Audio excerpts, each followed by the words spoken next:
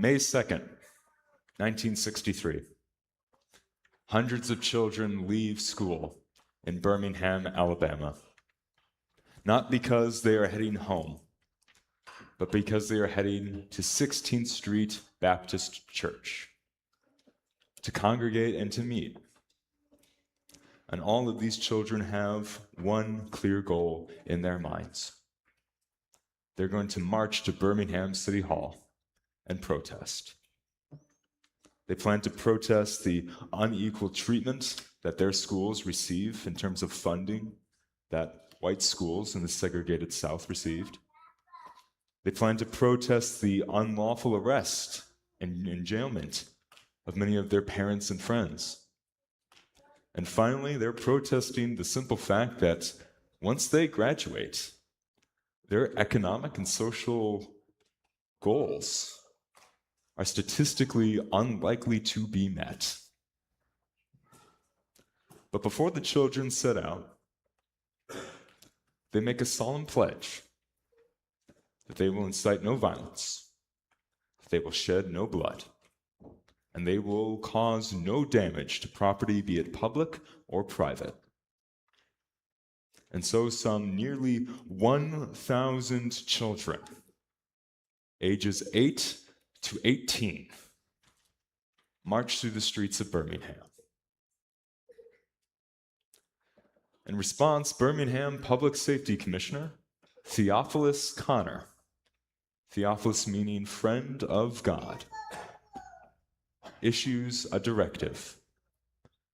The children must be stopped. They will be treated as adults and dispersed as such.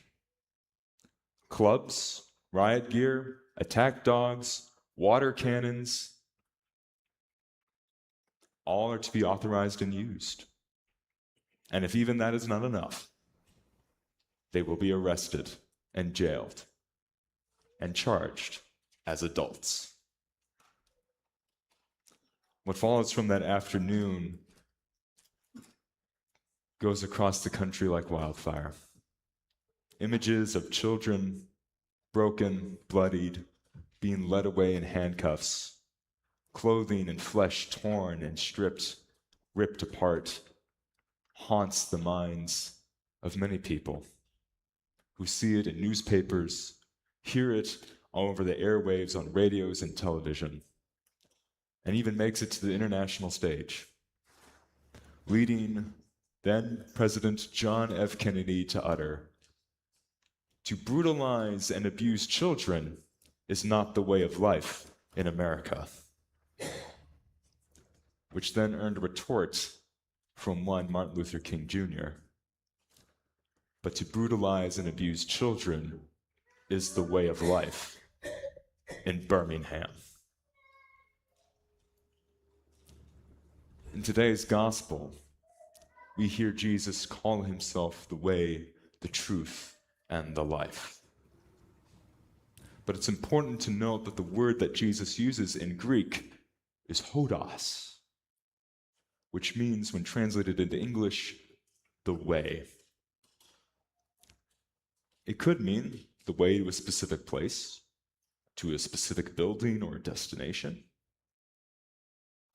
But hodos also carries the connotation, the way to carry oneself, the way that someone walks through life.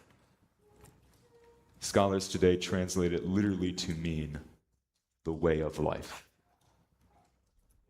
And this is something that even in Acts chapter 9, the disciples of Jesus describe themselves as children of the way, and that it is a model that all Christians should follow.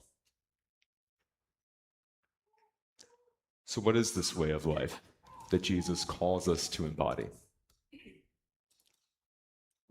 Well, as Jesus sits in the Garden of Gethsemane, surrounded by all of his friends and companions, very well knowing what is about to unfold, what is about to happen to him, that he is to be arrested publicly, shamed and humiliated, tortured, jailed, and then executed.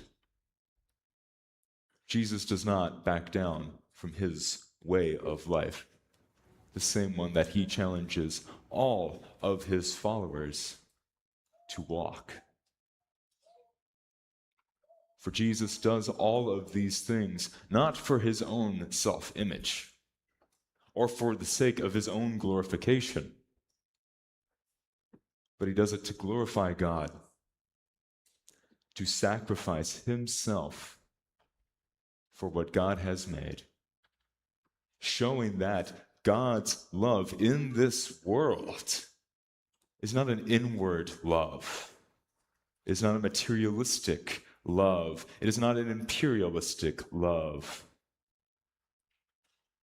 It is a pure love for one another,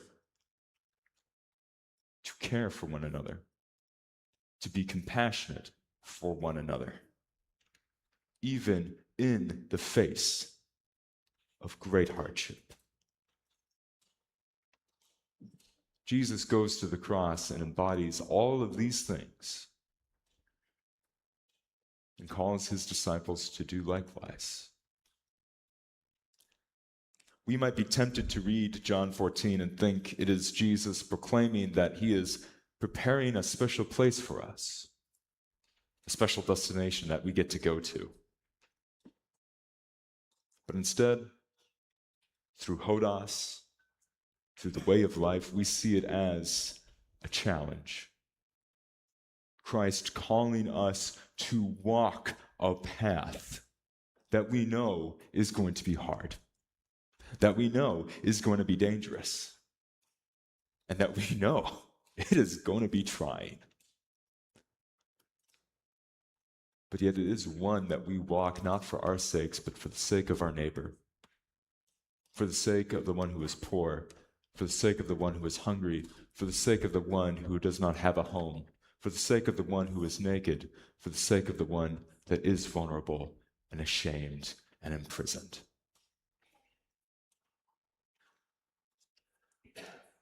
That is how to walk the path of a Christian.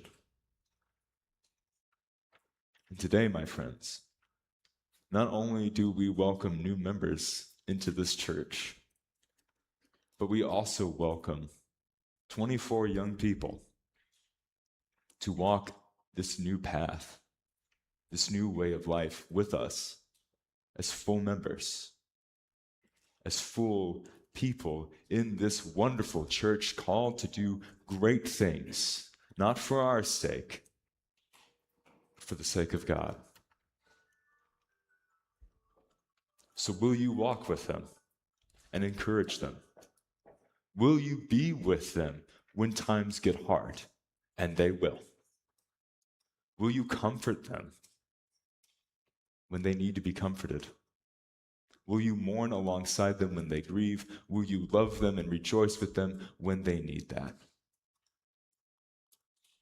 When I look around and I see that and ask those questions, I see in you that same commission and commitment that your forebears gave to each of you when you were confirmed, if you can think back to all those years ago. You are all a part of a great legacy. And this day, we are called to welcome in new members who will continue that legacy long after we have departed from this earth. And so this great commission is this: love them, honor them, care for them, comfort them, show them grace, give them forgiveness, just as Christ has called you to show and to share for the whole world. To that I say, thanks be to God. Amen.